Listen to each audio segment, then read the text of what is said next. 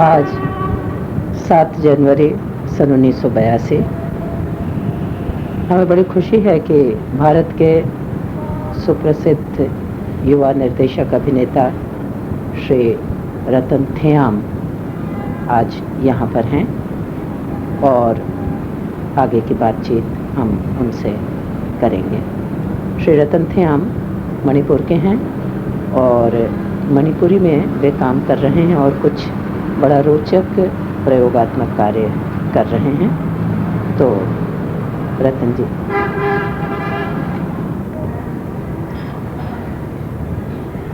जी, आज के इस वार्तालाप में आपका स्वागत। और सबसे पहले हम आपसे ये जानना चाहेंगे कि आपने कब और कैसे नाटक करना शुरू किया और क्यों आपकी रुचि ये इस तरह के मणिपुर के जो ट्रेडिशनल फॉर्म हैं उनमें आपकी बनी और आपने क्या काम किया है। मैं पहले ही बता दूं कि मैंने अभी तक आपका कोई भी प्रदर्शन देखा नहीं है, सिवाय इसके कि कल मार्शल आर्ट का जो प्रदर्शन था वो देखा। मुझे नहीं पता कि उसमें आपका व्यक्तिगत रूप से कितना योगदान है। और तो हम ये जानना चाहेंगे कि कैसे कब आपने शुरुआत की और आगे आप क्या करना चाह रहे हैं। पहले व्यक्तिगत आपकी बात। देखिए, मैंने नाटक करना शुरू किया था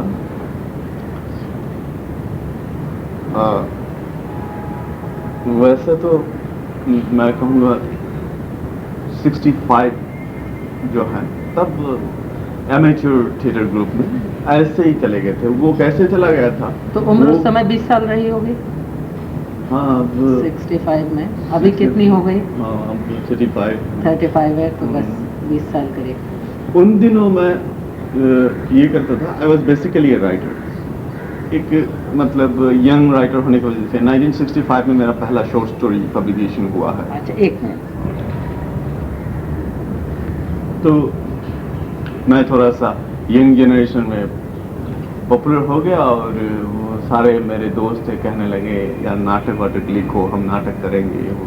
तो इन्होंने एक बार एक नाटक के एडाप्टेशन के लिए मुझे दिया था। तो मैंने उस नाटक के एडाप्टेशन किया, लेकिन वो डायरेक्टर साहब जो हैं वो आते थे बहुत, ये हफ्ते में एक बार करके रिहर्सल होते थे। मेरे तो तब भी नहीं आते थे। और वो डायरेक्टर साहब आकर जब इन लोगों को मतलब इतना सिखा नहीं पाए क्योंकि वो बहुत बिजी डायरेक्टर थे उन दिनों ज़माने में।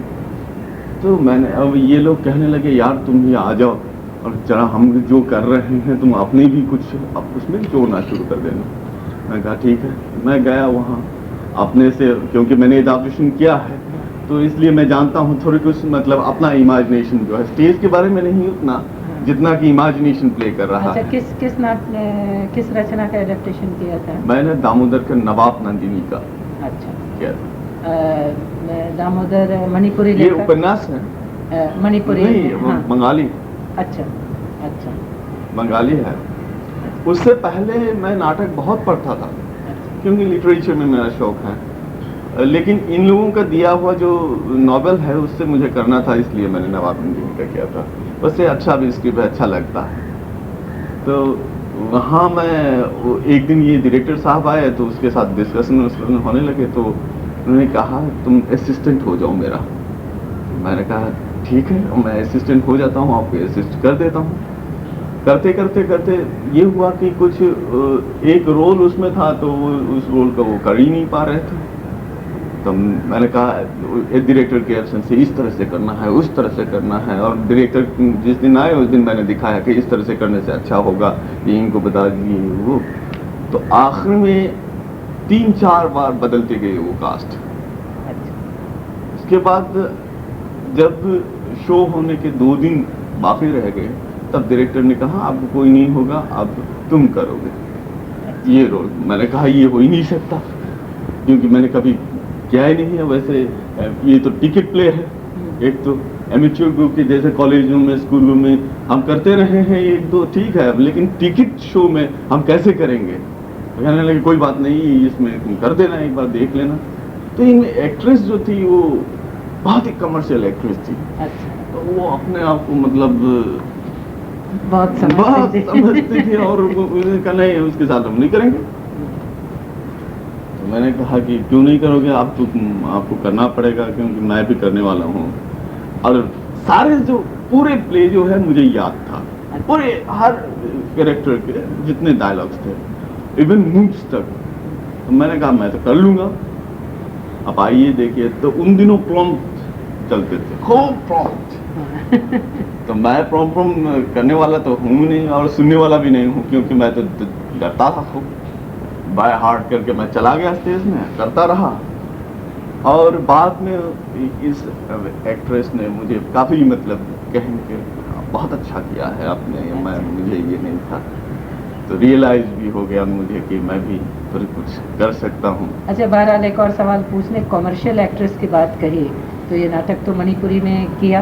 जी, मणिपुर में किया, मैंने इम्फाल में किया। इम्फाल में। अच्छा, तो वहाँ पर उस समय भी कॉमर्शियल एक्ट्रेस थी, कॉमर्शियल स्टेज हाँ, बराबर रहा हुआ है? बराबर अच्छा, बहुत दिनों से रहा है। बहुत दिनों से रहा है। बहुत दिनों से इसलिए रहा है क्योंकि मणिपुर के ट्रेडिशन जो है प्ले का, मतलब वो काफ़ी पुराने हैं।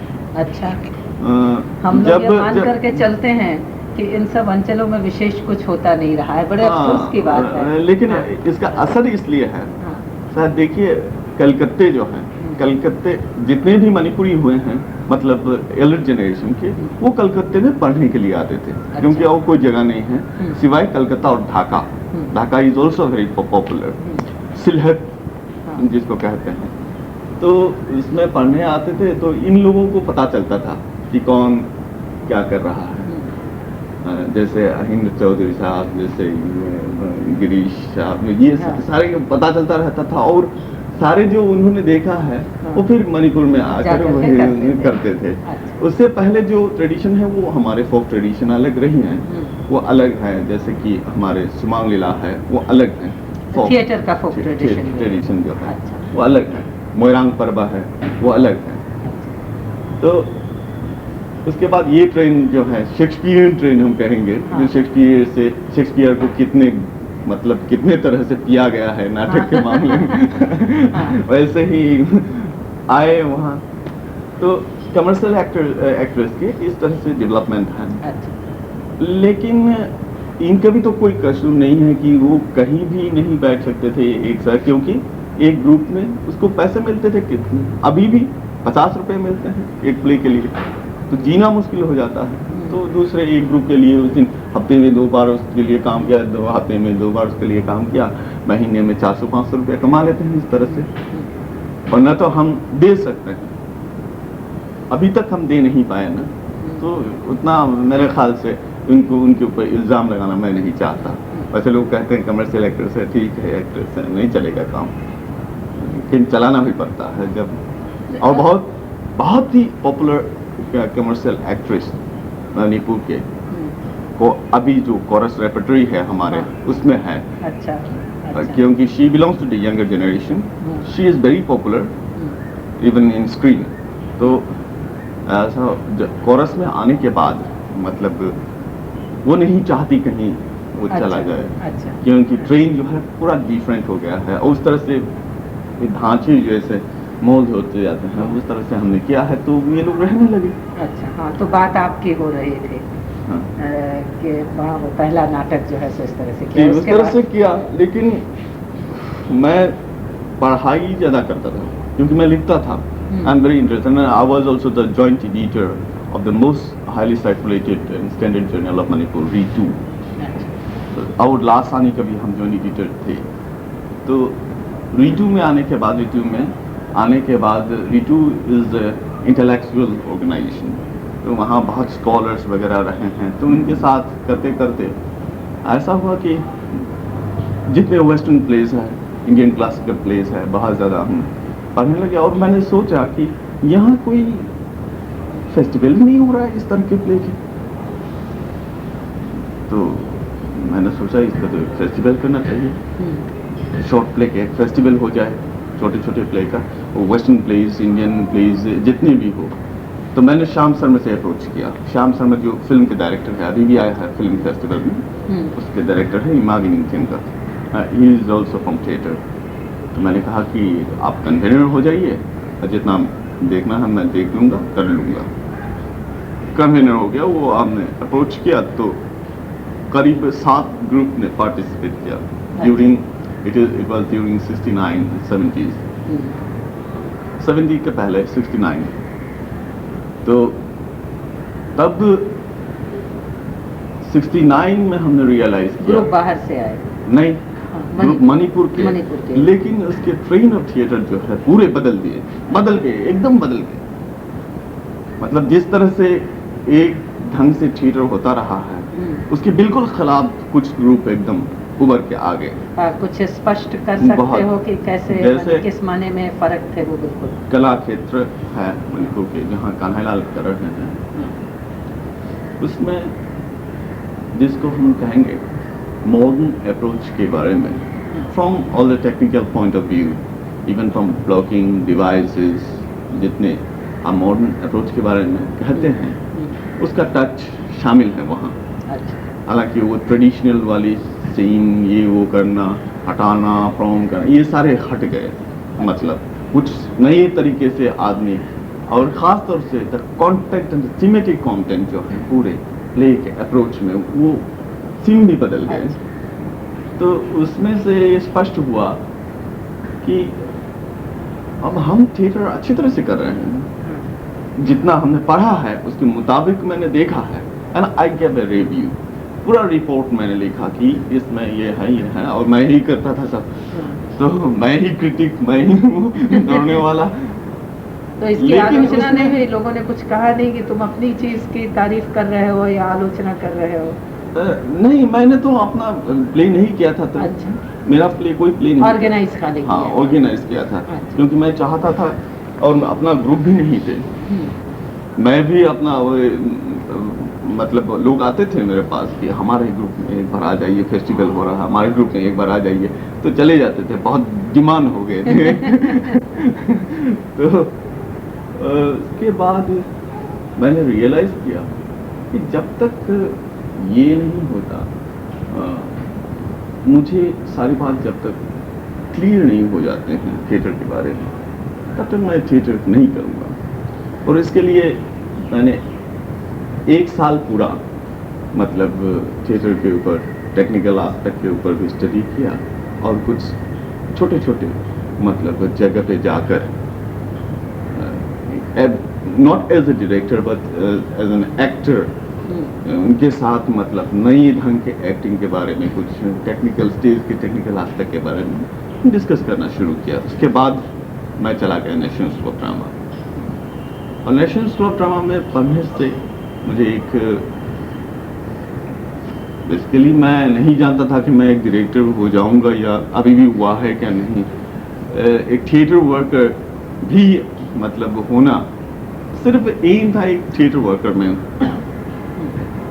थिएटर के लिए वर्क करूंगा, और थिएटर जो है एक नए जिस तरह से जी रहे हैं उसके साथ जाना चाहिए, और कुछ आगे बढ़कर जाना चाहिए। जैसे अगर हम यहाँ अगर इसके बारे में सोचते हैं 1982 के थिएटर के बारे में, अगर 82 में भी 82 के जनवरी में अगर कोई स्क्रिप्ट लिखा जाए और जनवरी में उसको किया जाए, उसका मतलब ये नहीं होता कि वो स्क्रिप्ट 1982 के है, क्योंकि उसका आइडिया स्टिल हो सकता है, उसका अप्रोच स्टिल हो सकता है।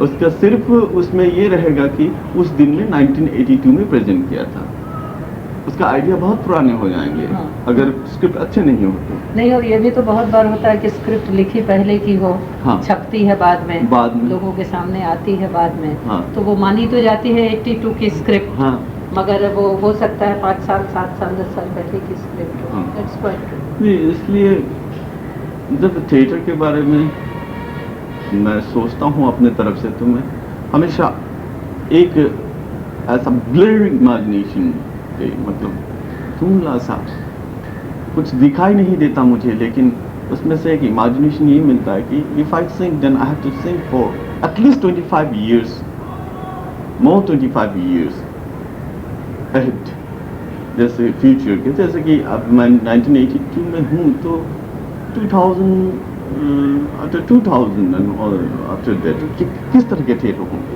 एक जानने की ख्वाहिश रहती है। वैसे आजकल तो ये जानना और सोचना बड़ा कठिन है, क्योंकि दुनिया इतनी तेजी से बदल रही है कि आप आज जो सोच रहे हो वो कल पुराना पड़ जा रहा है और साल 2 साल बाद क्या होगा। अच्छा, ये भी एक और जहाँ सही है वहीं ये भी शायद हम सब ये फील कर रहे हैं कि एक लेवल पर कहीं हम आगे नहीं बढ़ रहे हैं। जहाँ पहुँच गए थे वहाँ मुझको बराबर ये लगा कि जैसे 60s का जो वो 10 साल था, 7वां दशक, वो तो बड़ा रिच था। हर तरह के माने सारे पूरे साहित्य में अच्छे उपन्यास लिखे गए, कविता संग्रह आए, नाटक आए, मंचन अच्छा हुआ, एक नई दिशा मिली। तुम देखो तो 60 से 70 के बीच में सबसे अच्छे प्रोडक्शंस आए, एक नयापन आया। 70 के बाद से तो जैसे लग रहा है कि हम उसी एक गोले में हम चारों ओर घूम रहे हैं। अच्छा, और एक और ये भी तो बड़ी मजे की बात है ना कि आज हम सब कुछ स्वीकार करने के लिए तैयार हैं। आज नयापन बोल करके हमें कुछ भी नहीं लगता, क्योंकि पिछले दिनों भाई ये भी देख लिया कि खाली मंच पर नाटक हो रहे हैं, भारी भरकम सेट लगा के हो रहे हैं, टेबल कुर्सी रख करके हो रहे हैं, सीढ़ियों पर बैठा दिया पात्रों को, वो भी ठीक है, ऑडियंस में बैठा दिया, वो भी ठीक है, एंट्री ऑडियंस में से हो गई, सड़क पर नाटक कर लिए, नुक्कड़ पर नाटक कर लिए, बाहर कर लिया, भीतर कर लिया, लोगों को मंच पर बैठा दिया और एक्टर्स जो हैं वो नीचे धरती पर आकर के उन्होंने कर लिया। तो इसलिए आज इमेजिनेशन बहुत कुछ स्वीकार करा। आज हिंसा भी मंच के ऊपर दिखाई जा रही है, प्यार भी दिखा दिया जा रहा है, यूं ही जिंदगी में ही आधे नग्न हम लोग घूमने लगे हैं, मंच पर भी वो सब दिखा दिया जाता है। और इस माने में खैर कलकत्ते का रंगमंच तो बहुत ही दकियानूस रंगमंच कहा जाता है बम्बई और दिल्ली की तुलना में। तो बम्बई वगैरह के प्रदर्शनों में तो बहुत दूर तक लिबर्टी लोग ले लेते हैं, हर तरह से, चाहे भाषा के इस्तेमाल की और चाहे क्रिया व्यापार की। और अच्छा बुरा एक अलग बात है, मगर वो एक स्थिति है। तो इसलिए नयापन तो अब कुछ लगता नहीं, हमें पता नहीं कि क्या। और ये मैंने हमको इसलिए ये कहने की प्रेरणा मिली कि तुम एक ऐसे व्यक्ति हो जो कि 25 साल आगे क्या हो सकता है वो सोच रहा है, क्या होना चाहिए भी साथ में कहीं न कहीं उसके काम करता है। और तुम राइटर भी हो तो तुम्हारा दिमाग एक और लेवल पर भी बराबर काम करता रहता है। तो हमें हमेशा आज के लिए लग रहा है कि हमारी दिशा स्पष्ट नहीं है। धुंधलेपन की भी बात जो तुमने की, हम क्या चाह रहे हैं, क्या कर रहे हैं, अपने ट्रेडिशंस की बात कर रहे हैं, मगर ट्रेडिशन क्या है हम इसको ही नहीं समझ रहे हैं। खाना पीना रहना सब में तो हम अपने ट्रेडिशन से अलग हो गए हैं। पहनना है तो, उड़ना है तो, रहना है तो, हर घर में टेबल कुर्सी है, हर व्यक्ति के शरीर पर पैंट शर्ट है। आज भारतवर्ष के विभिन्न अंचलों के लोग वेशभूषा से तो बिल्कुल ही नहीं पहचाने जा सकते जो कि पहले पहचाने जाते थे। तो शक्ल का, फीचर का बहुत अंतर हो तो स्पष्ट समझ में आता है, नहीं तो ये पता ही नहीं चलता कि आदमी किस प्रांत का है। कोई बुराई नहीं है उसमें, सब भारतीय हैं तो वो ठीक है, एशियन है मान लो तो भी ठीक है, मगर वो एक कहीं एक अजीब सी स्थिति हमें लगती है। तुमको क्या लगता है? मुझे ये लगता है कि अगर इस तरह से सोचा जाए किस तरह के प्ले होना चाहिए, किस तरह के ये नहीं होना चाहिए, वो नहीं होना चाहिए, उससे हमें कुछ मिलने वाले नहीं है। एक चीज पर हम ये सोच सकते हैं, जहाँ तक ट्रेडिशन के सवाल है और जिस तरह के नए मूवमेंट हैं, मेरे ख्याल से जब स्पेस एज आगे बढ़ रहा है तब धीरे धीरे से अपना जो आइडेंटिटी है वो धीरे धीरे से आदमी आइडेंटिटी से थोड़ा थोड़ा अलग होता जाता है। तो उसका वजह ये भी है कि सोशियो इकोनॉमी, रिलीजन जितने हैं उसके ऊपर हमारे जितने विश्वास और जिस डिसिप्लिन के ऊपर हम थे वो भी नहीं रहे, और नया कुछ बना नहीं। हाँ, नया उतना भी नहीं हुआ है। हाँ, तो कहीं एक डर ये भी समा जाता है कि हम कहीं अपना आइडेंटिटी न लूज कर दें। जब आइडेंटिटी लूज हो जाएंगे, ठीक है, वो सिविलाइजेशन का बहुत ही बड़ा वो हो सकता है, लेकिन मैं समझता हूँ जब तक हम आइडेंटिटी लूज नहीं करेंगे तब तक शायद हम बहुत आगे बढ़ सकते हैं।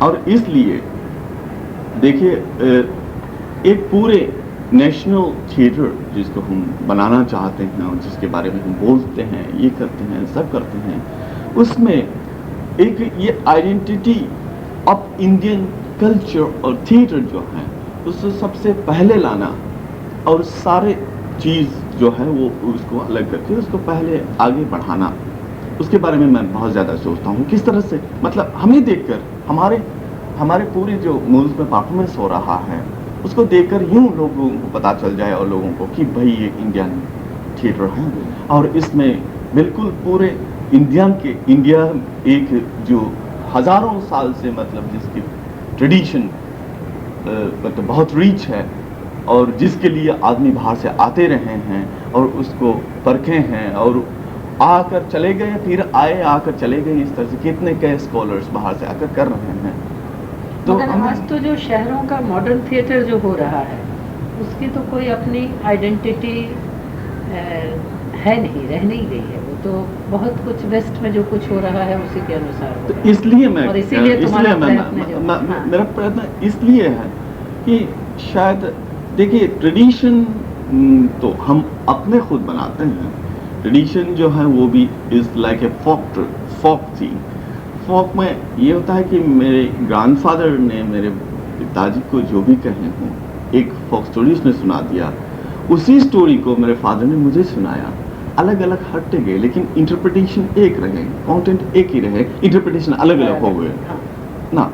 तो अलग अलग होने से भी वो सिमेट्रिक कंटेंट जो है वो सही रह जाता है, वहाँ कहीं ना कहीं वो टच करता है पॉइंट और उससे पता चलता है पूरे जो वहाँ से कहाँ, मैं अगर पूछूं तो कहाँ से ये हो रहा है, वहाँ से हो रहा है, बहुत दूर से ऊपर से आए हुए हैं, आज तक वही कायम है। लेकिन उसको अगर एकदम हटा के अगर कोई भी नया मैं शुरू कर दूं एकदम हटा के, जो मेरे खाने पीने में, मेरे बैठने में, मेरे चलने में या मेरे दिमाग ने जहाँ तक सोचा है, जहाँ तक देखा है, वैसे उतना दिमाग वाले तो मैं हूँ नहीं।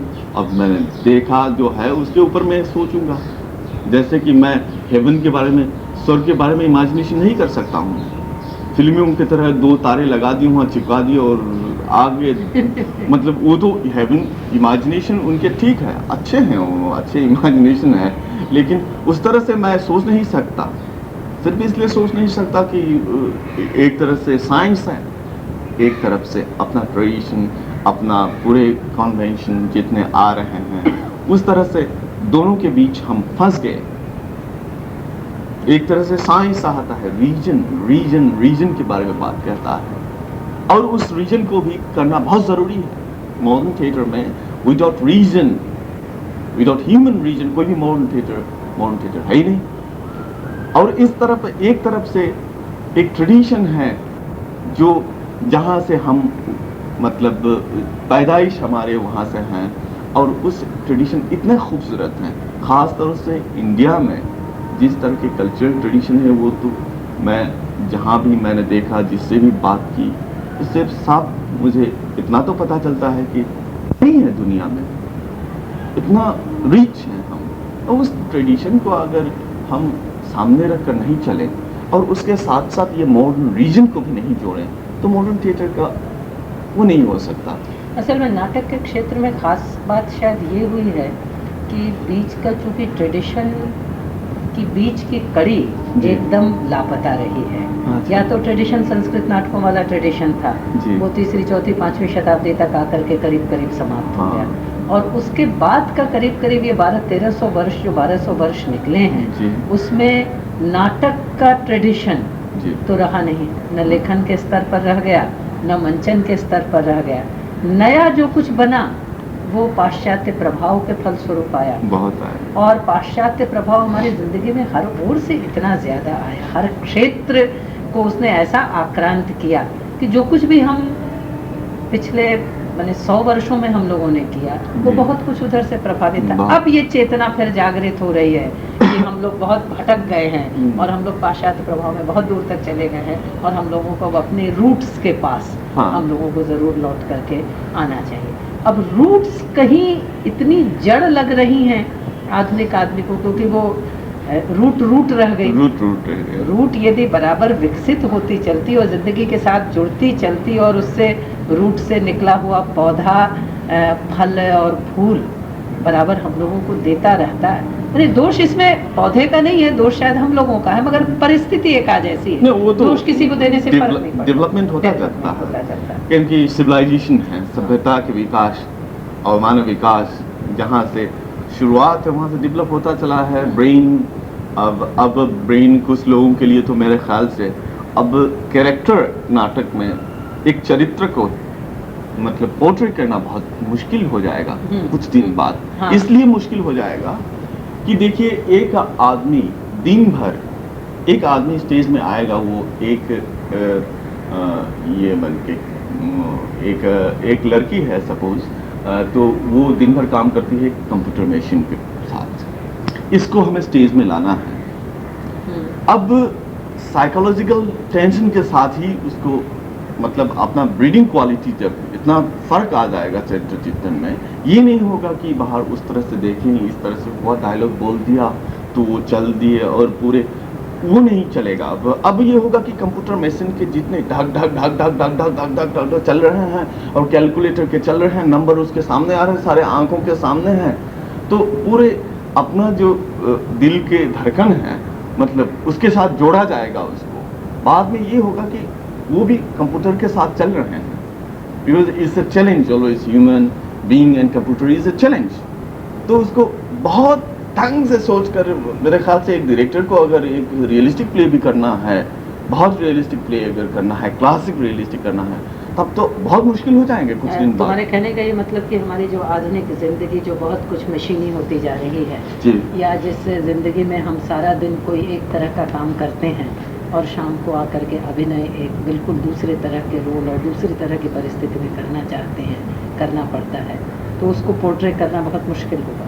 नहीं, हाँ। अब मेरे कहने का मतलब ये है कि देखिए किसी प्ले राइट ने एक रोल लिख दिया, एक क्लर्क है सपोज, तो अब तो ये है कि वो डायरेक्टर एक क्लर्क को मतलब वो डायरेक्टर है एक वहाँ, और वो जिस तरह से प्ले राइट ने प्ले लिखा है उसी डायमेंशन पे ले जाकर उस थीमेटिक कंटेंट में उसको जोड़ने की कोशिश करता रहा है।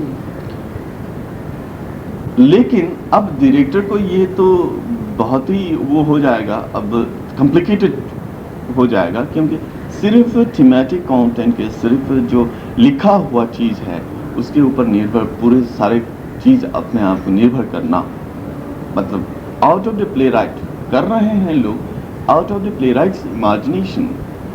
अब ये भी सोचा जाए कि ये लड़की कैसी काम करती है अपने पर्सनल जिंदगी में, वो कैसे फील करती होगी ऑफिस में, उसका असर स्टेज में डिपिक्ट करना। तो सारे जो है psychologically and it becomes also habit sort of thing, जाना आना फर्क पड़ जाएगा।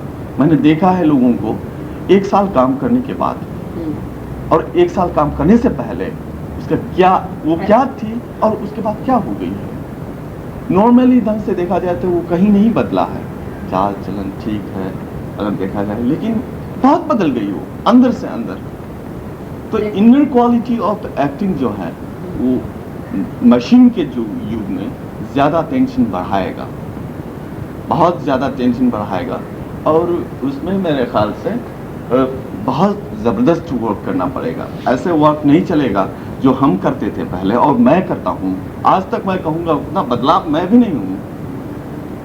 हम सोचते हैं लेकिन कितना कर पाते हैं इतना हम नहीं जानते। नहीं, वो तो तभी संभव है ना जबकि ये सोचा और समझा जाए। हाँ। कि मन के भीतर जो कुछ चल रहा है उसको भी हम पोर्ट्रेट कर सकें। तो देखिए एक्टर के लिए क्या हो जाएगा। अभी हाल ही में मैंने एक प्रोडक्शन किया था लईमी इंगली खुनुकावत, मेरा ही लिखा हुआ प्ले है, और मैं रात भर रतन थियाम ने बहुत मतलब उसके साथ लड़ाई हुआ है। अच्छा। सिर्फ एक उसके लिए बहुत अच्छी तरह से क्लाइमेक्स प्ले आ रहे थे, बहुत ही मतलब चल रहे थे अच्छे। मैंने सोचा बहुत अच्छा है, चलने दो।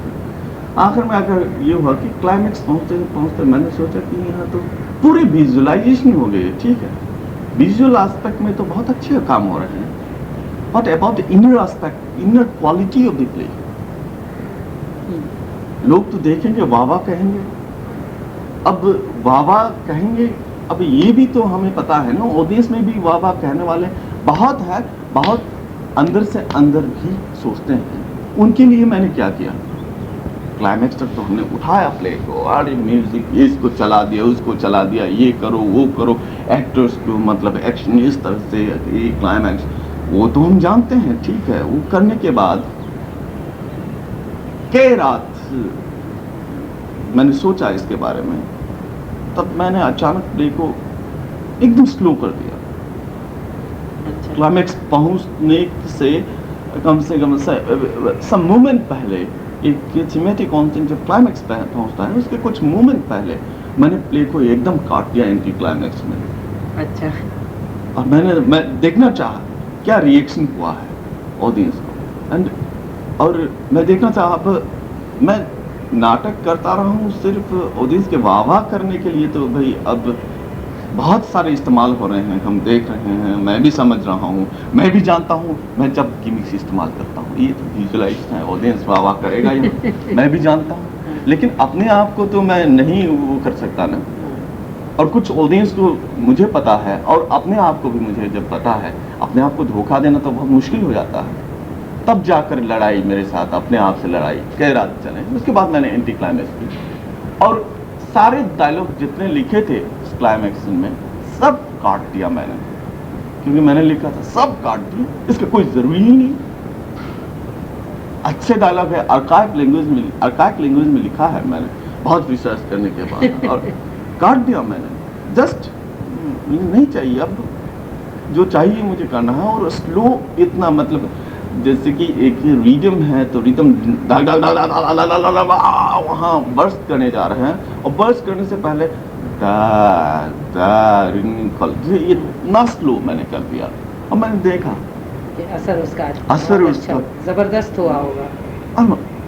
वो भी ऑडियंस अच्छा लग रहा है, ऑडियंस को उसको भी अच्छा लग रहा है। हमको ऐसा लग रहा है कि ऑडियंस को अच्छा लगने में एक बात ही बहुत निर्भर करती है कि बात क्या है और कैसे कही जा रही है। बहुत तीव्र गति से चल करके भी नाटक प्रभावपूर्ण हो सकता है, और शायद उसमें कहीं वेरिएशंस भी ले आते रहें। ये कोई एक फॉर्मूला देना तो बड़ा कठिन है। फॉर्मूला तो दे नहीं सकते। इस नाटक को मैंने दो ढंग से किया है। अच्छा। इसी सीन को, मतलब नाटक में इसी सीन को ऑडियंस को दिखाया। हाँ। मैंने दो ढंग से, एक बार वैसे ही विजुअलाइजेशन के तौर से, वो भी वहाँ ठीक है। हाँ। और ये भी यहाँ जब बाद में मैंने एक्सपेरिमेंट किया, हाँ। वो भी अच्छा है, वो भी ठीक है। अच्छा। लेकिन मुझे बाद वाली जो अपना हाँ, जो वो अपने कलाकार को ज्यादा संतोष है उससे। तब जाकर मैं सोचता हूँ पिताजी की, तब जाकर मैं खुश हो जाता हूँ। और अपने आप को मतलब एकदम ये सीन देखने के बाद 2 चक्कर मैंने अपना लगा लिया बड़े जोर से, क्या हुआ, एक सिगरेट सुलगा ली और बस चक्कर लगा लिया, बहुत खुश, इतना खुश।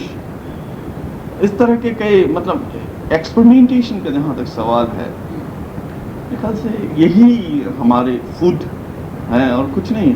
अच्छा, और जब तक नहीं करूँ एक्सपेरिमेंटेशन तब तो। अच्छा, एक बात बताओ, किस तरह के मणिपुरी के ट्रेडिशनल चीज़ों को तुम अपने आधुनिक नाटकों में तुम उनको समेट रहे हो, उन पर एक्सपेरिमेंट करें, कुछ ऐसे एक्सप्लेन कर सकते हो? देखिए, मणिपुर के जितने भी फॉर्म्स हैं उसको मैं उतना नहीं जानता जितना गुरु जानते हैं। मैं गुरु माने मणिपुरी नृत्य के मार्शल आर्ट के सबके नैरेटिव स्टाइल ऑफ सिंगिंग, नट चलम, नट संकीर्तन, सब गुरु के साथ मेरा आना जाना है। अच्छा। और उनके साथ मैं थिएटर में devices, traditional forms as it is मैं नहीं करता। अच्छा। until and unless it demands। जब डिमांड करता है ट्रेडिशनल फॉर्म के, मतलब एग्जैक्ट थिंग, क्योंकि वहां से हट नहीं सकते आप। जैसे पूर्वरंग संस्कृत में पूर्वरंग के लिए कुछ चीजें डिमांड करते हैं संस्कृत प्ले में, उसको उससे हटाकर आप संस्कृत प्ले नहीं कर सकते, क्योंकि वो नहीं होगा, संस्कृत प्ले होगा ही नहीं, वो अलग प्ले हो जाएगा। तो इस तरह से जो कई चीजें हैं एक प्ले में, उसके लिए ही मैं इस्तेमाल करता हूँ ट्रेडिशनल थिंग्स। और लेकिन मैंने करीब मणिपुरी सारे फॉर्म्स को अपने प्लेज में इस्तेमाल करने की इसलिए कोशिश की कि क्योंकि my productions are basically movement oriented. I love rhythm. I love music very much. I love rhythm, and particularly everything should be very flexible from voice to body to movement. Actor के लिए even the voice, speech के pattern में मैंने बहुत बदल दिया है. Speech even speaking, delivering dialogue के पैटर्न और अपने मतलब एक्शंस के ब्रीडिंग क्वालिटी के हिसाब से और उसके जो बेसिक एटमॉस्फेयर है इन्वायरमेंट के उसके बिल्डअप करने के लिए.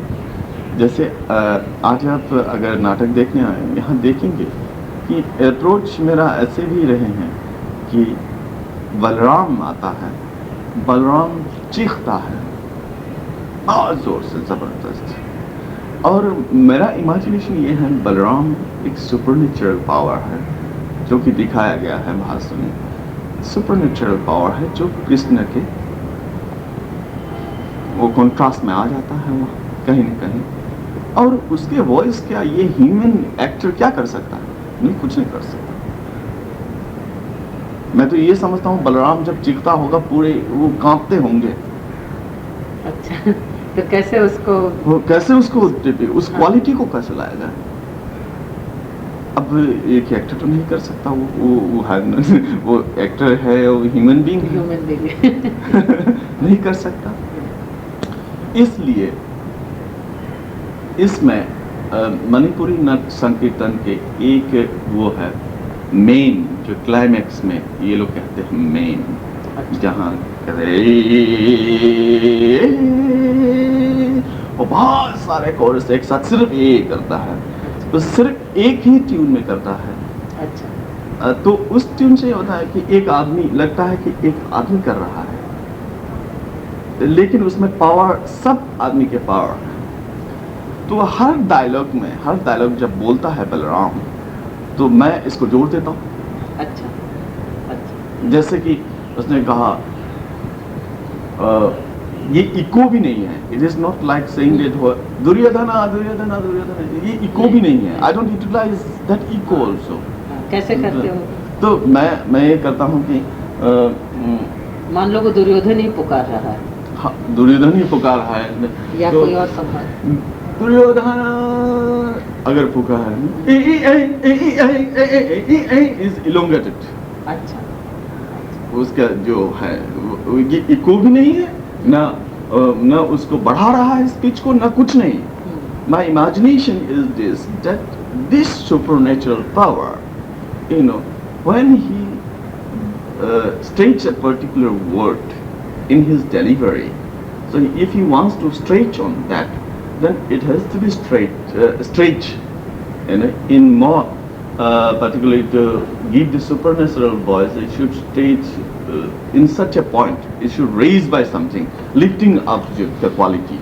कैसे लिफ्ट करें उसको लिफ्ट करने से कोई चीज उठता है. तो उसी तरह से इको से नहीं उठता. संवाद कैसे उठे. हाँ, या हाँ, इको से तो नहीं उठेगा. हाँ, और ये बिल्कुल माने एकदम मणिपुर की चीज़ है, क्योंकि इस तरह का प्रयोग तो और कहीं पर होता नहीं शायद. अच्छा, जैसे कल हम लोगों ने मार्शल आर्ट देखा और हम तब से ये सोच रहे थे, एक तो बार बार उसमें वो कसरत जो एक्सरसाइजेस कह रही थी, तो हम ये बात ज़रूर जानना चाहेंगे कि ये एक्सरसाइजेस आर्ट कहाँ हो जाती है? कसरत जो है वो आर्ट कहाँ हो गई? और तुम क्या अपने नाटकों में इनका इस्तेमाल कुछ कहीं किसी रूप में? ये तो हमारे देख करके कल समझ में आया कि यदि हर एक्टर को थोड़ी सी भी इस तरह की बॉडी मूवमेंट की ट्रेनिंग दे दी जाए, पहले की जो एक्सरसाइजेज हुई, तो उनमें कलाकार इतना फ्लेक्सिबल हो जाएगा कि मंच पर कहीं भी कुछ भी कैसे भी एंट्री लेना हो, उठना हो, भागना हो, बैठना हो, तो वो बहुत आसानी से कर सकेगा. लड़ाई तो शायद करने की ज़रूरत बहुत जगह नहीं पड़े, जहाँ पड़े वहाँ करे, मगर मूवमेंट में भी बहुत सहायता होगी. तो ये आर्ट कैसे, क्योंकि कल का देख करके हमको ये लगा कि एक्सरसाइजेस तो समझ में आई, क्राफ्ट समझ में आया, आर्ट नहीं समझ में आया. तो ये मार्शल आर्ट किस लेवल पर कहाँ कैसे आर्ट हो जाता है, ये ज़रा से यदि बता सकते हैं. मैं दोनों तरीके से मैं आपको बताऊंगा, क्योंकि मैं जैसे आपने पूछा है कि आप इसको इस्तेमाल करते हैं, मैं इस्तेमाल करता हूँ इसको, मार्शल आर्ट को, मार्शल आर्ट फॉर एक्टर्स। तो इस समय मैं अगर कहूँ तो ऐसा है, जहाँ तक आपने कहा फ्लेक्सिबिलिटी जो है बॉडी के लिए, कोई एक्टर अगर करे तो अच्छा है। This is the outer level. Yes yes sure.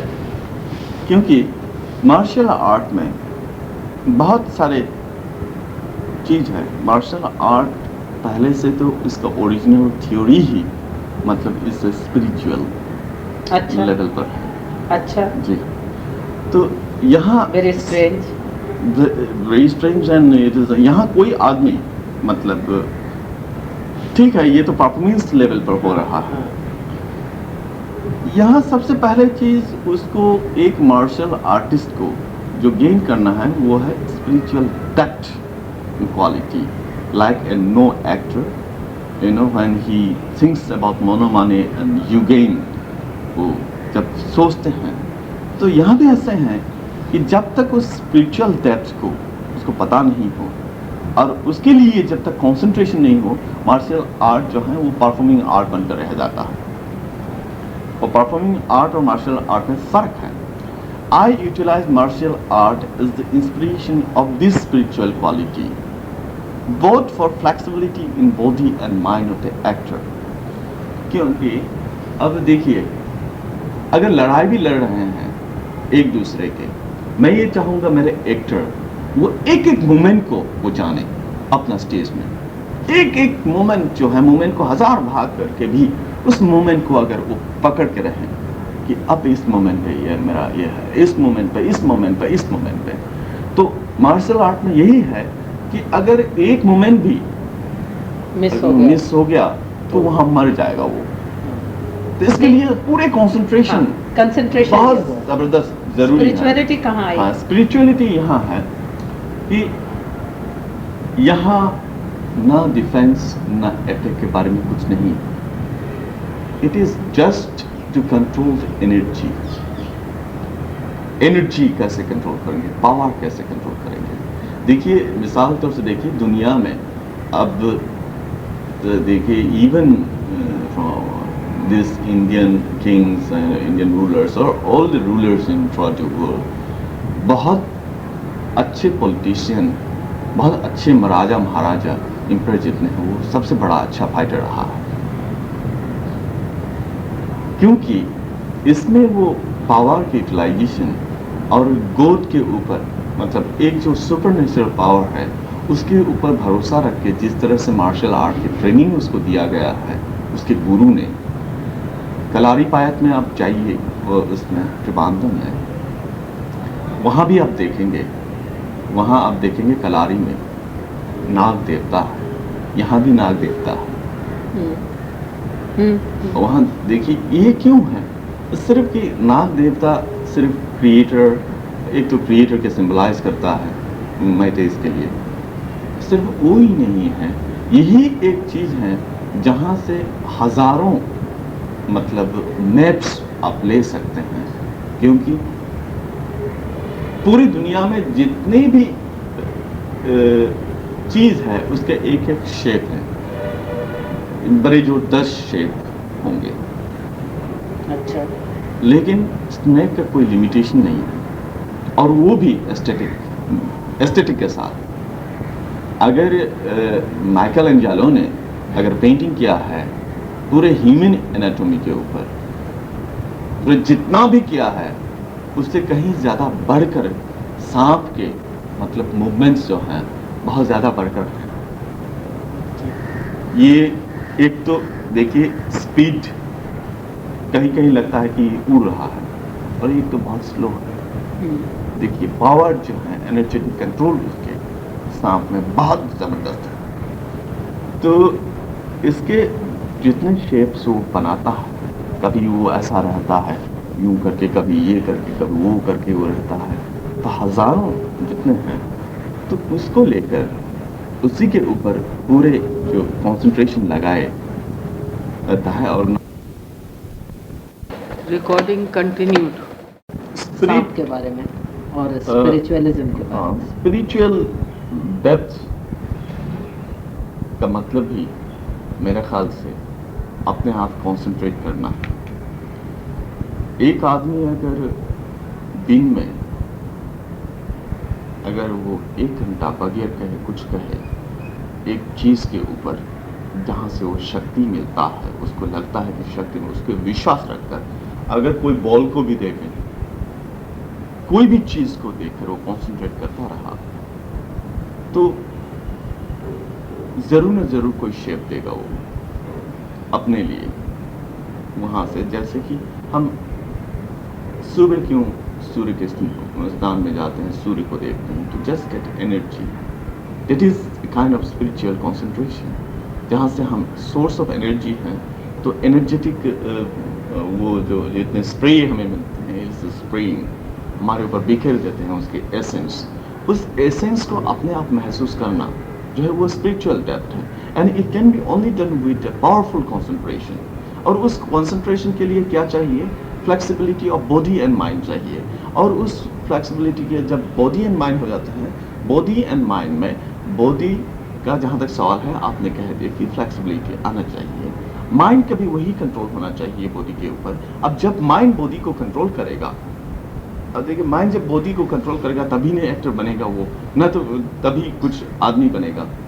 अब देखिए कुछ एक्टर जो हैं वो बात तो बोलते हैं यहाँ से गले से और उसका जेस्चर बिल्कुल अलग ढंग से चलते हैं। और कुछ ऐसा है कि रिदम से नहीं जा पा रहे। रिदम नॉट बीच डांग डांग नहीं, rhythm the inner rhythm of the character उसके साथ नहीं कर पा रहे हैं क्योंकि उसके साइकोलॉजिकल ट्रैक जो हैं उसका कंसंट्रेशन के साथ उसके flexibility of this body is not working.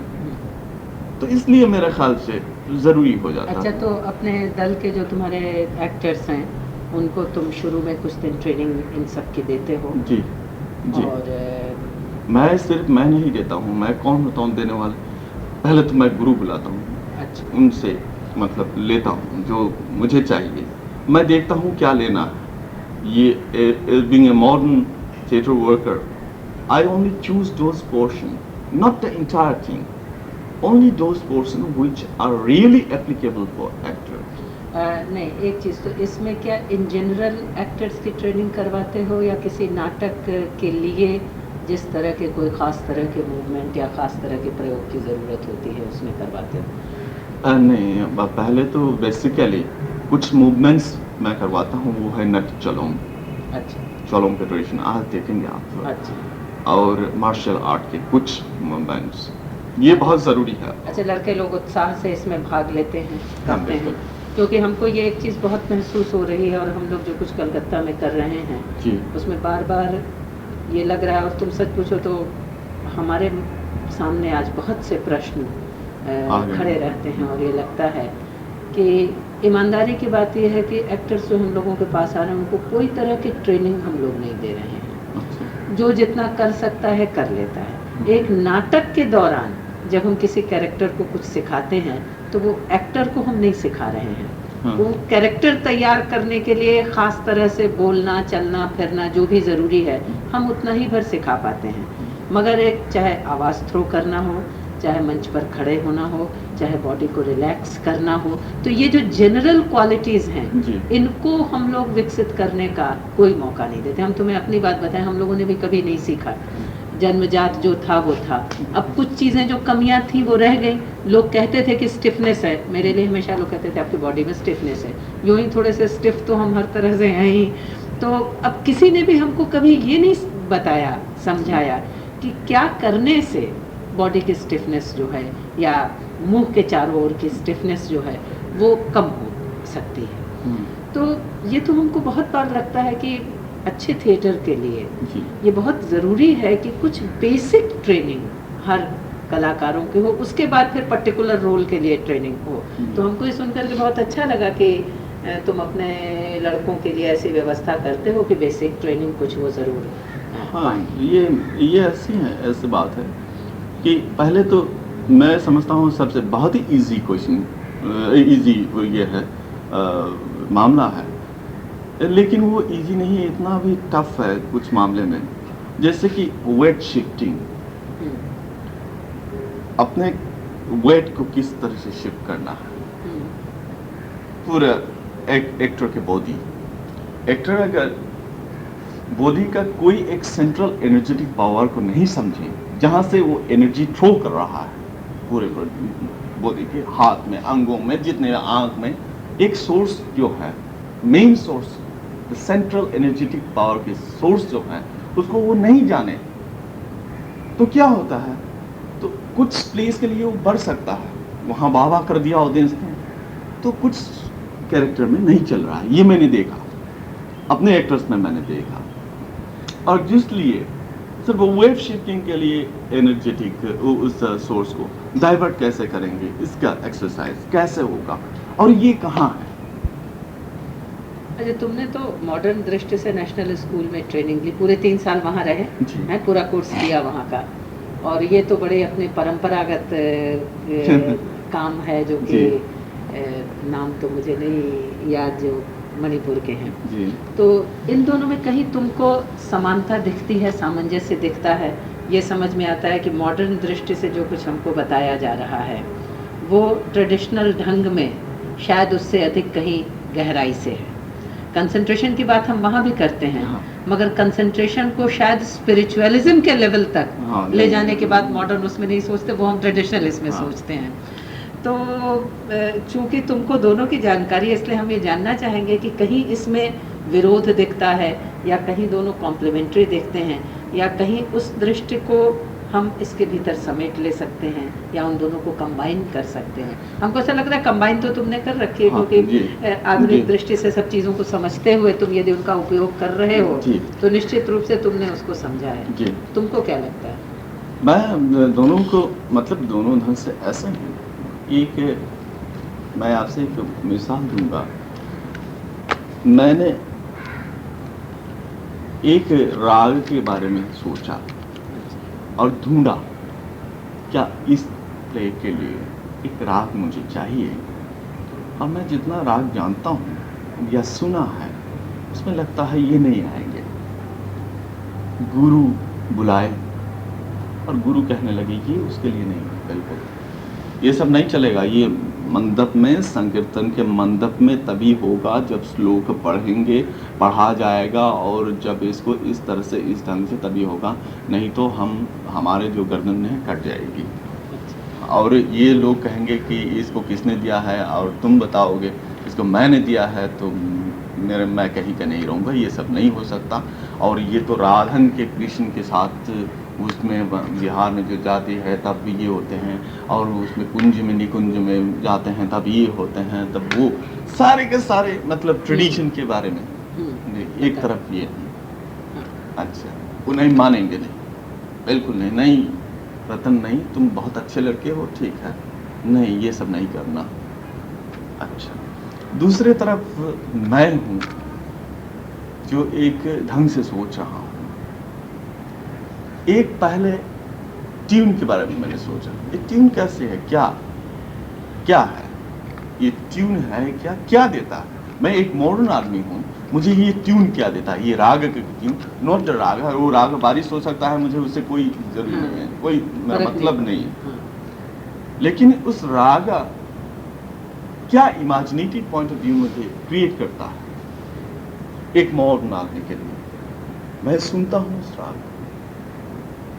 और पूछता भी हूँ, और कहीं कहीं ये भी हो जाता है कि बगैर जाने कि ये किसके राग है, किस लिए गाया जा रहा है, ट्रेडिशनल राग है, बगैर जाने सिर्फ इमेजिनेशन करने के बाद कहीं कहीं मिल भी खा जाता है।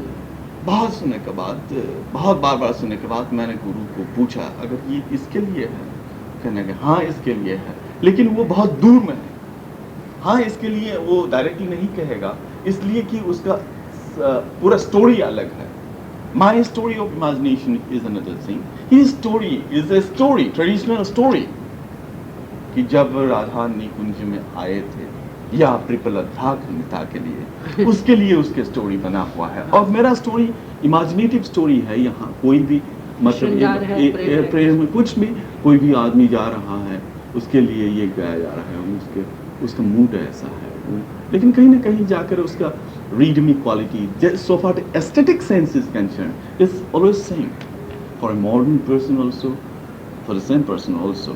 अब आपने तो बहुत ही देखा होगा कलकत्ते में, देखिए मॉडर्न कल्चर क्या है, घर में थोड़ी सी बेम्बूज ला कर रख देंगे चटाई वटाई, हालांकि उसके पास सोफ़ा खरीदने के इतने अच्छे अच्छे सोफ़ा है, मतलब खरीदने के वो उसमें नहीं बैठेगा, वो कुशन में बैठने की कुछ अजीब तरह से चटाई वटाई लेकर वो बना रहा है, आपने देखा होगा। तो अब देखिए वहाँ भी एक वही है मॉडर्न आदमी के लिए, लेकिन marriages of this two aspects उसमें गड़बड़ बहुत हो जाता है कभी कभी, जिससे मुझे ये महसूस होता है कहीं ये फैशन न हो जाए। और मैंने देखा भी है ये फैशन हो रहा है, जैसे कि कोई भी प्ले में फोक का गाना जोड़ देना और ये चलाना, अब प्ले से कोई मतलब है ही नहीं वैसे, लेकिन वो ज़रूर जोड़ देगा। अब आजकल देखिए फोक ट्रेडिशन में बहुत काम हो रहा है, क्लासिकल ट्रेडिशन में काम हो रहा है, वो कहेगा कि ये फोक से लिया हुआ है, कुछ गुजराती या राजस्थानी तो बहुत ही पॉपुलर है, वो जोड़ देंगे और यूपी के कुछ जोड़ देंगे तो वो एक फोक प्ले हो गए। But the entire thing is that how to give a marriage of this to, I mean generation और whatever it may be, the tradition as well as the modern point of view. और इसके ऊपर तो मैं कुछ नहीं कह सकता, जो मैंने मैरिज करने की कोशिश की वो मेरे प्रोडक्शन में and through even through the training also, modern point of view से मैं ट्रेनिंग देता हूँ और ट्रेडिशनल चीज़ को लेकर भी ट्रेनिंग देता हूँ, दोनों तरफ से। और वो किस लिए हैं, ये किस लिए हैं, जो अप्रोच जो है स्टेज में आकर तो बिल्कुल हम तो एक्टिंग के लिए थिएटर के लिए सोचते हैं, अब बदल जाता है कहीं और वो वहाँ एक्टर काम करने लगता है। असल में आज शायद हो क्या रहा है, पहले क्या था कि जो ट्रेडिशनल गुरु थे वो ट्रेडिशनल थे, वो उसी ढंग से सोचते थे, उनकी शिक्षा दीक्षा होती थी, उसी ढंग से वो अपने विद्यार्थियों को सिखाते। फोक थे, उनका अपना क्षेत्र था, गाँव में रहते थे, अपने उसी ढंग से उनकी कथानक, जीना, जीवन, अभिनय सब कुछ वो अपने ढंग से होता था। शहर वाले लोग जो थे वो अपने ढंग से करते थे। आज हुआ क्या है कि ये तीनों एक दूसरे के निकट आ रहे हैं। आज शहर वाले गांव वालों की चीज़ें देख रहे हैं, गांव वाले शहर वालों की देख रहे हैं, ट्रेडिशनल वाले हैं वो भी ये अनुभव कर रहे हैं कि हम लोग सीमित हो गए हैं, थोड़ा हमको विस्तार मिलना चाहिए।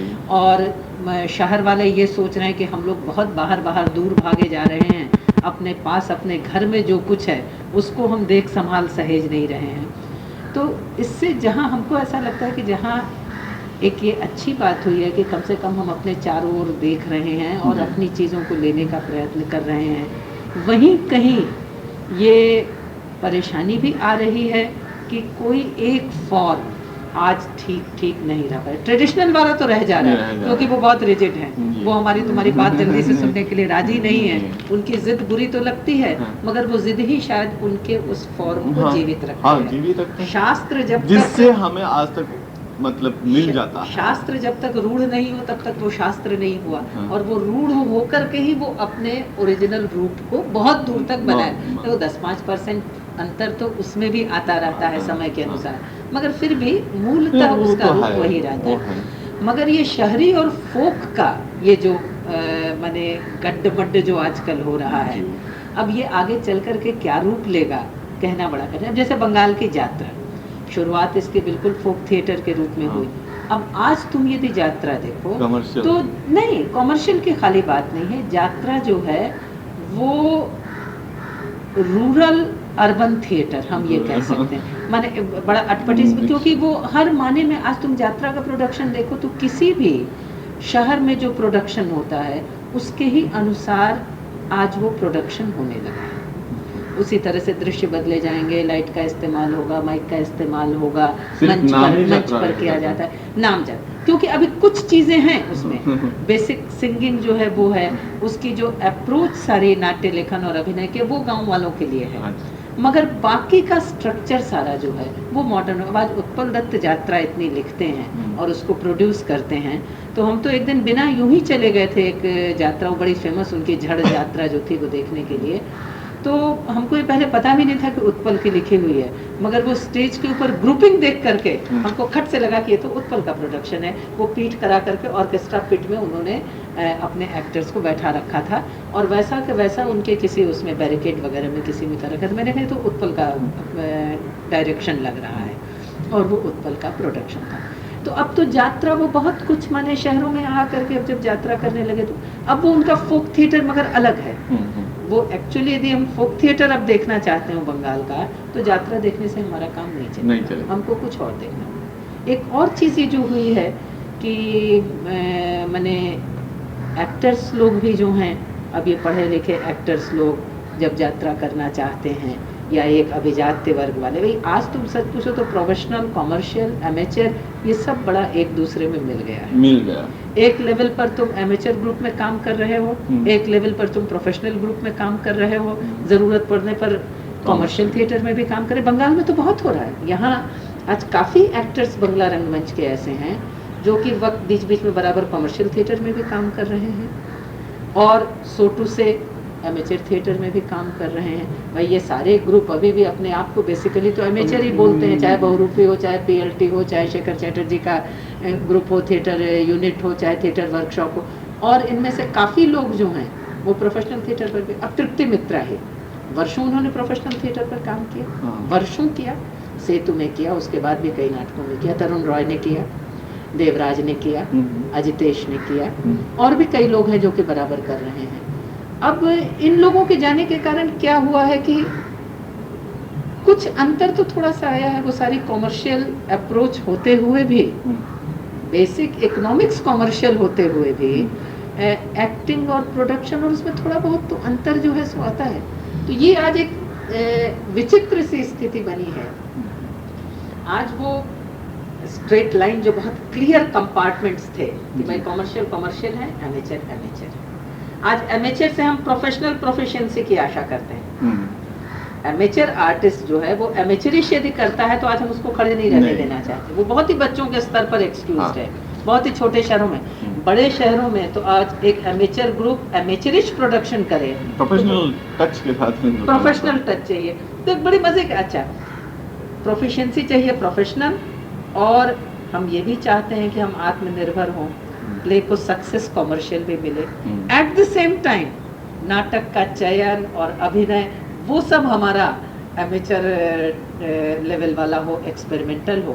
तो इसमें इन सब का कॉम्बिनेशन कैसे हो सकता है एक साथ? हमको ये लग रहा है कि ये आज की एक जरा सा एक दुविधा वाली स्थिति है। देखिए, एक्टर का जहाँ तक सवाल है, मैं तो ये कहना चाहूँगा कि आज वो ज़माना एक्टर के लिए नहीं रह गया जहाँ actor is not train particularly, जो अपने टैलेंट के ऊपर निर्भर करके, टैलेंट के ऊपर छोड़कर जहाँ तक पहुँचा है और बहुत ख्याति भी अर्जन की है, नाम बहुत हो गए हैं, उसका मतलब उस अप्रोच वाले प्लेस और उस तरह के प्रोडक्शन के ज़माना जो है हटता जा रहा है। Now we need a total dedicated actor to give a good dimension in totality theater. मगर वो तो माने उसको एक्टर्स को जब तक पैसा नहीं दें तब तो तक तभी दिक्कत। हाँ, लेकिन तब पैसा से मतलब संबंध तो बहुत है, लेकिन आर्ट के जहाँ तक सवाल है, मतलब अगर एक आदमी, ये भी देखिए, एक आदमी के साथ मैंने काम किया, उसके एक ढंग के अप्रोच है थिएटर के लिए, और मैं एक एक्टर हूँ। 2 दिन मैंने उसके साथ काम किया, छोड़ दिया, और उसने फिर और अलग एक आदमी को लेकर ट्रेन किया, मैं तो चला गया। इस तरह से होते रहें तो जल्दी आगे नहीं बढ़ पाएगा। कुछ ग्रुप्स तो ऐसे ही होना चाहिए इंडिया में, कुछ जहाँ रिसर्च लेवल पे काम हो, जिस वजह से मैंने आपको ये बताया कि मैं कुछ इस तरह के काम करना चाहूँगा। नॉट ओनली एमिंग, जैसे कि हम एम करते हैं, not aiming to do a successful, grand successful production, but aiming in the same way, but in other way also making an approach towards the movement of theatre, movement की जहाँ तक सवाल है, थिएटर कहाँ move कर रहा है, उसको जानना समझना उसका बहुत जरूरी है। बहुत तो ज़रूरी तुम हो अपने गया। रिसर्च के उसमें क्या क्या स्कीम है तुम्हारी? मेरी क्या स्कीम करना चाह है रहे कि ट्रेडिशनल आर्ट फॉर्म के, परफॉर्मिंग आर्ट फॉर्म के, ख़ास तौर से जितना मैं एक्टर के लिए समझता हूँ, एक्टर को तो बहुत ही करना है अभी, उसको गाना है, उसको कथावाचक की तरह वो डायलॉग डिलीवरी, मुझे चाहिए कि वो कथावाचक हो जाए कुछ क्षण के लिए। वो कहाँ से लाएगा? उसके एक्सपीरियंस उसके कान में देना है, उसके डायलॉग की डिलीवरी, क्योंकि एक रियलिस्टिक प्ले में मैं काम कर रहा हूँ, उसके बाद पूरे मेरा अप्रोच जो है उस तरह से हो जाएंगे तो वो नहीं चलेगा। तो उसके लिए उसको एक गुरु चाहिए। Suppose you will train on that, तो एक्टर उसको ड्राफ्ट करता रहेगा, नॉट एज ए प्रोफेशनल कथावाचक, एज एन एक्टर उसको ड्राफ्ट करता रहेगा, जैसे मार्शल आर्ट के कुछ चीजें वो ड्राफ्ट करेगा, not as a martial artist performer but is a actor draft करेगा। अच्छा, कुछ फॉक डांसेस वो ड्राफ्ट करेगा। Folk dances are really very enjoyable thing.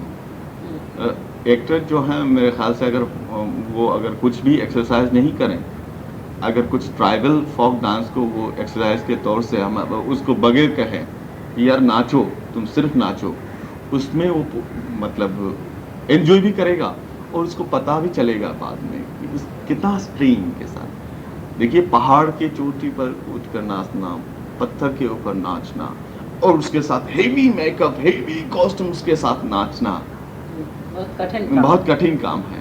तो इस तरह से धीरे धीरे से अलग अलग एस्पेक्ट के गुरुज को बुलाकर, गुरुज तो है मेरे पास अब, I have already made a contact of 25 gurus. नहीं तो बेसिकली ये तुम्हारा काम ट्रेनिंग की दिशा में हो रहा है? नहीं, इसके ऊपर मैं चाहता हूँ आदमी, and he should be at least real theatre worker who wants to experiment something. अगर एक छोटा सा रिसर्च सेल हो जहाँ लाइब्रेरी, थोड़ी सी अच्छी लाइब्रेरी, रिकॉर्डिंग, म्यूजिक, कॉस्ट्यूम के म्यूजियम, मॉडल्स वगैरह कुछ हम रखें और इसको भी वो देखें और सीखता गया, उसके ऊपर वो प्रोडक्शन करें अपना और लिखें। It is not that I am और the gurus are going to teach him, but वो लिखें, उसके ऊपर सारे चीज देखने के बाद, समझने के बाद देखें, प्रोडक्शन करें, एक्सपेरिमेंट करें, चाहे फेल हो जाए वो, लेकिन उसमें कुछ जो मिलेगा, it will be a record to be kept for the development of the theatre. तो तुम्हारा ये रिसर्च सेंटर का काम शुरू कर दिया है तुमने या करने की योजना है अभी? अभी थोड़ी सी बातचीत चले, क्योंकि ये सब में तो अर्थ भी चाहिए, हाँ, यही, और आदमी भी और चाहिए करने मुझे वाले। ये चाहिए कि कुछ फेलोशिप वगैरह, स्कॉलरशिप वगैरह के लिए भेजें। वैसे तो अब केरल वगैरह में जा रहे हैं जहाँ स्टूडेंट्स बहुत सफ़र कर रहा है, क्योंकि वहाँ कोई इंस्टीट्यूशन तो है ही नहीं इस तरह के, जिस तरह से रिसर्च सेल, वो वहाँ गांव में जाकर काम करेगा, आकर उसके लिखना, रिकॉर्डिंग करना, फोटोग्राफी करना, उसके लिए पूरे उसको मिलाकर देखने का कोई। तुम यदि साल में 6 महीना इम्फाल से बाहर रहोगे तो तुम्हारा ये रिसर्च का काम नहीं हो सकेगा, ये हम तुमको बता दें। मैं नहीं रह रहा हूँ, हाँ। इसलिए मैंने सारे पूरे अब इस साल में, हाँ। 82 में बेंगलोर में 2 प्रोडक्शन मुझे करने हैं। अच्छा, भोपाल रेपर्टरी का एक तय है, और नेशनल स्कूल ऑफ ड्रामा के वर्कशॉप मुझे 2.5 महीने के करने हैं, और उज्जैन के करने हैं। तो फिर तुम्हारा रिसर्च का काम कौन करेगा? हाँ, तो इसलिए सारी के सारी चीज़ मैं नहीं ले रहा हूँ। मैं इस साल में सिर्फ 2 कॉन्ट्रैक्ट ले रहा हूँ, और मुझे बहुत दुख भी हुआ है क्योंकि करीब 4 महीने मैंने रेपर्टरी के लिए कोई प्रोडक्शन नहीं किया, और इससे मुझे बहुत दुख भी हो रहा है। सिर्फ मैं ये भोपाल रेपर्टरी जो है, it's a working place, I think it's a working place because very young actors, young not in that age, हाँ, जो ऑर्गेनाइज कर रहे हैं, तो वहाँ काम करना अच्छा लगेगा अपने अप्रोच के साथ, इसलिए मैं उसको ले रहा हूँ। और उज्जैन का जो है वो तो मैं इम्फाल में ही करूँगा, इम्फाल में करके ले जाना है फॉरेस्ट के। तो 2 जो है मैंने रखा है, और नहीं तो मैं और नहीं वर्कशॉप करना चाहता, ना बाहर करने पर और कुछ नहीं, अपना यहाँ का काम तुम्हारा सफर करेगा और कर भी रहा है। और और देखिए आर्थिक उसमें मैं बहुत फंस जाता हूँ। मुझे 500 रुपया रतनश्याम देता है रेफेटरी में, मैं खुद अपने आप को अपॉइंट करता हूँ और बहुतों को मैंने नहीं, वो सिर्फ इसके वजह से बहुत एक्टर्स चले गए थे। भाई यदि होल टाइम काम चाहेंगे तो आखिर सबके साथ घर परिवार रोजी रोटी है, उसकी तो व्यवस्था फिर करनी पड़ेगी। मुश्किल, कैसे चले? बहुत ही मुश्किल है। तो थैंक यू रतन, ये बहुत मुश्किल। इतनी देर तक हम लोगों ने अच्छी बातचीत की, और बातचीत तो बहुत देर तक अभी करते ही रह सकते हैं, मगर अभी तुम्हारा रिहर्सल है जी, तो आज यहाँ ख़त्म करें हम लोग। Thank और you. आशा है कि ये बार बार मिलना होगा, और तुम्हारा रिसर्च का काम और नाट्य शोध संस्थान का काम, ये दोनों एक ही दिशा में किया जाने वाला काम है। जी। तो हम लोग साथ मिल कर के, जी। और जिसको अंग्रेज़ी में एक्सचेंजिंग अवर नोट्स, जी। तो हम लोग कुछ अलग अलग क्षेत्रों में कुछ महत्वपूर्ण काम कर सकेंगे। Thank you very thank much. End of recording.